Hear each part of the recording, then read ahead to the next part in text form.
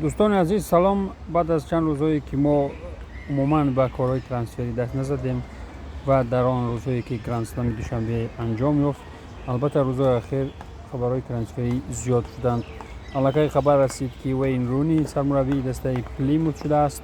کمپانی میتواند در باواریا سرمربی شود و همچنین خاوی را از وظیفه سبکدوش کردند.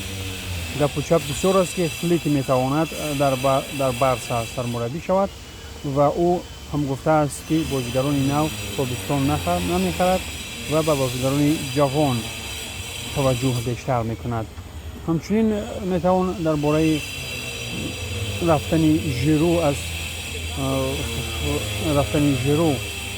از میلان بعد یورو 2024 حرف زد و باز یک خبر دیگر تونی کروس از بعد از یورو 2024 از فوتبال میرود. این بودند آن خبرهای اخیری که ما برایتان میگوییم.